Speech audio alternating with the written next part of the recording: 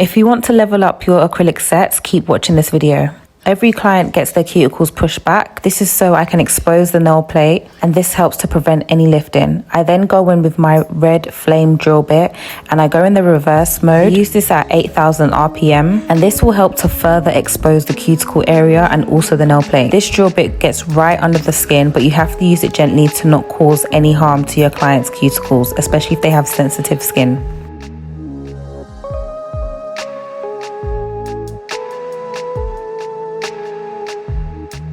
I'm going in with my 240 grit sanding band, and it is a mini sanding band, and I make sure I go around the whole nail plate and remove all the oils from the natural nails.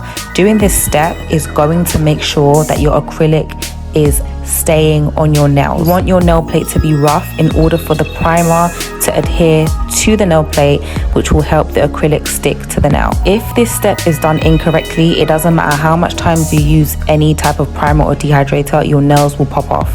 Then I go in and I start to trim the cuticles. Now you want to make sure you're using the point of the cuticle nippers only to remove the dead skin. If your client is bleeding, that means you have nipped off live skin, and that is what we don't want. This is why I went in with the flame drill bit, because it helps to expose the dead skin. Also, the step before this, when I was using my sanding band, will also help to push back my cuticles even more. Dust off the nails, and then you're going to stick on your nail tips. Now my client's nails are quite wonky, so I have to turn her hand to face me so I can see what I'm doing and also see what she sees when she's looking at her nails. This helps me to not stick on the nails wonky. We call that the client's view. You want to make sure you turn your client's hand to face you so you can see what your client sees.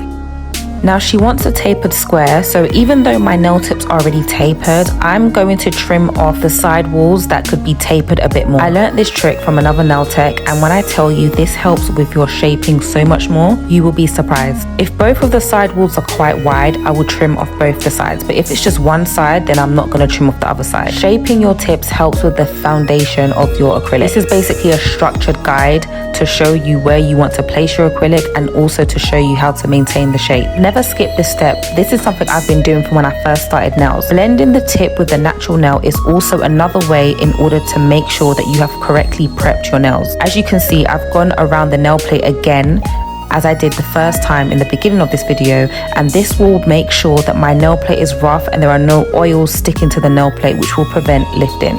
I work with medium to runny beads just so that it can run to the tip of the nail. I'm making sure that I constantly wipe the sidewalls so that I can maintain the shape of my nails. This will help with filing and shaping later on. By doing this and maintaining the shape whilst placing acrylic onto the nail, I will be able to spend less time on filing and shaping. Remember, your nail tips are a guide to show you the shape that you want to achieve by the time you finish your application. The second bead I place directly above the first bead, and I bring it down towards the tip, still maintaining the shape by patting down the sidewalls. Remember to take your time. It doesn't matter if you do 3 beads or 7 beads, as long as you have the right application, you're good to go. My third bead I place a bit close to the cuticle, but not exactly in the cuticle. This bead is what I use to build the apex. As you can see, I'm constantly brushing the acrylic down towards the tip, and my client's nail is down because gravity helps to pull the acrylic downwards. When I do my cuticle area, I use very small beads and I tuck the bead underneath the cuticle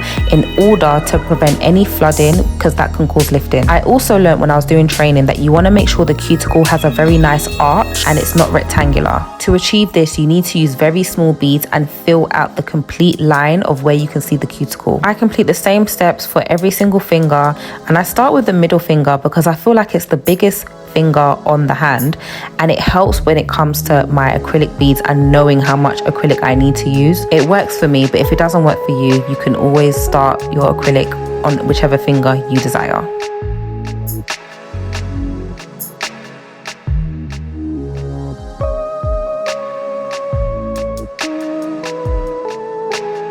Remember to keep wiping down your sidewalls because this is going to help when it comes to shaping. You really want to maintain your shape all throughout the process so it cuts time on unnecessary filing. If you want a tapered, sleek, square look, your sidewalls being tucked in and nicely parallel to each other is going to be your best friend. Remember not to flood the cuticle area and use small beads when it comes to putting acrylic in the cuticle area. Take your time and use as many beads as possible. The more you practice, eventually you'll get the hang of it and then you will use less beads.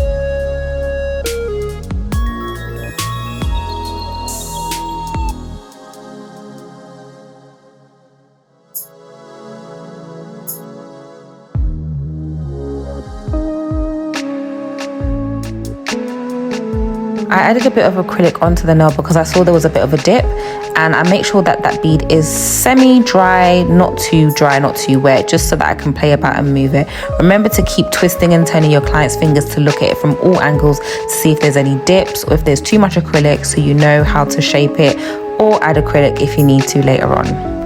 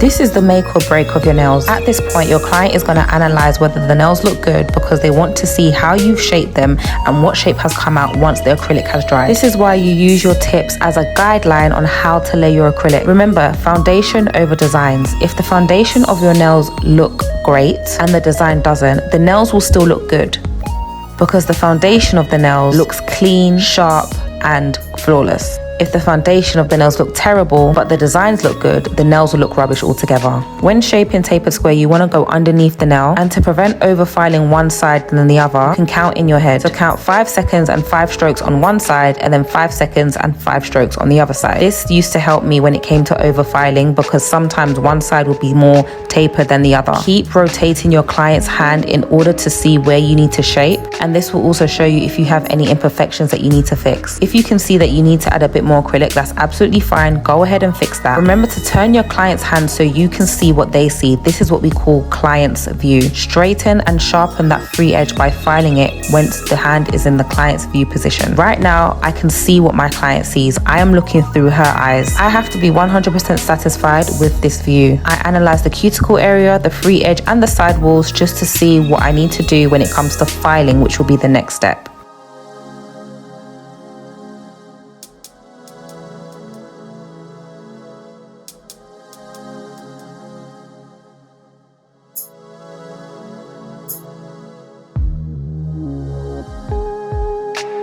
I'm going in with my gold fine drill bit and the RPM is at 10,000. I gently go around my client's cuticle area so that I can seal the acrylic underneath to prevent any lifting. I then go under the free edge and also under the side walls just to make sure that everything is intact. Because my acrylic was laid pretty nice and neat, I don't have to do as much filing as I thought. You don't have to use your speed at 10,000 RPM. Use what is comfortable for you. I also use my drill bit to level out the free edge as well, just to make sure that it's straight. I'm constantly checking different angles and looking at the shape and making sure that my tapered square is 100% straight because that is what my client wants.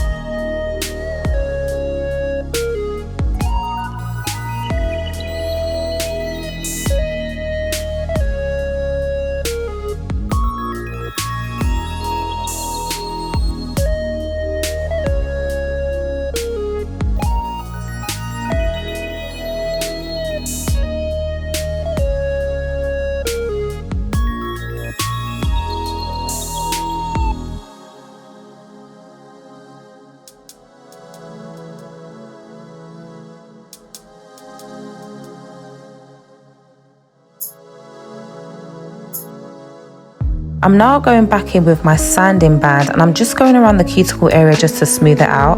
I learnt this during training and I found that when clients have an infill, the cuticle area looks much neater and smoother. This also helps to define the cuticle area where it actually looks like my client's nails are growing out from her skin. Most people don't like how their nails look when they get an infill, but by doing this step, I've noticed the neatness of when my client's nails grow out. One last time I go in with a file just to make sure I've straightened up and kept that shape, because honey, foundation over designs, we really want the shape to stand out. This is the last time that I'm going to see if there's any bumps or anything that needs to be filed down. So I really take my time when it comes to filing and shaping my nails, because once we add designs, that is it. You never want to add any type of gel polish or diamonds on your nails and then see that you need to file or you need to shape a part of the nails, because then you're just going to give yourself more work to do.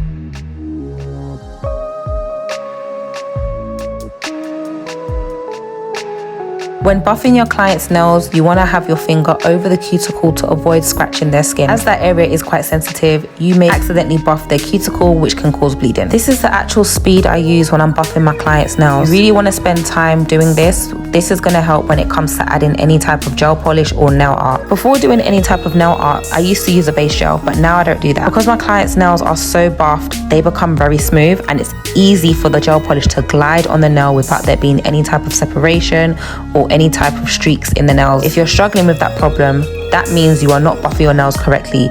Your nail needs to be 100% smooth. You will know if it's smooth if the gel polish on the nail glides on smoothly without there being any type of separation or bubbles or any streaks within that polish.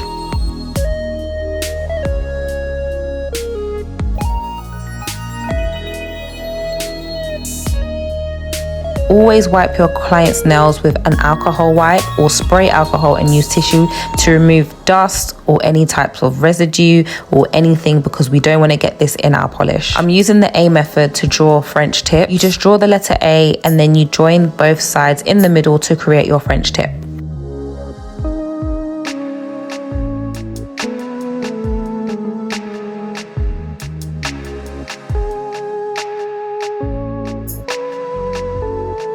I make sure I have the frames of all my French tips before I fill them in. This will help to prevent any smudging, because sometimes clients do smudge their nails.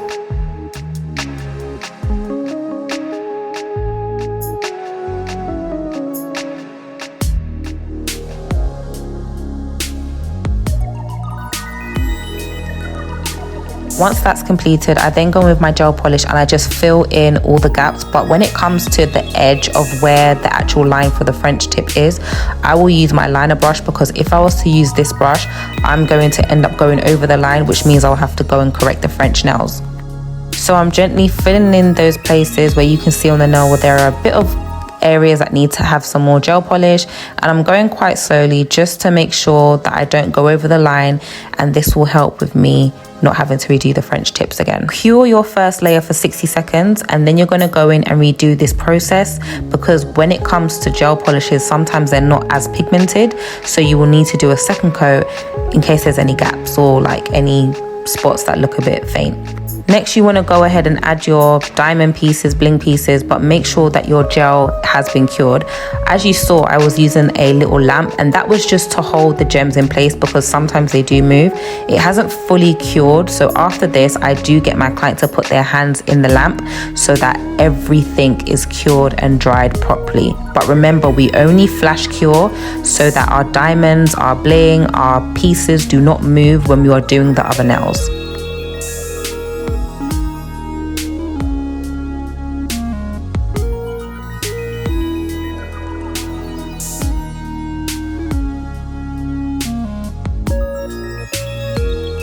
When applying your top coat, you want to have a medium to thick consistency to cover the whole nail, but you want to make sure that you're wiping the sides because nail polish can leak and if it leaks, it will change the shape of your nails, and that is what you do not want. You need enough to go over everything that's on the nail. However, you don't need too much to the point that it is dripping on the sides, because if it drips on the sides and you don't wipe it and then you put your hand in the lamp, your client's nails are going to have a different shape. Remember, we want to do things effectively and efficiently without adding any more stress or any more work to do. I'm constantly wiping the sides even if the top coat is not spreading, just because I want to maintain the shape all throughout. And I forgot to mention, you want to do this as well when you're doing your French tip or any type of nail art.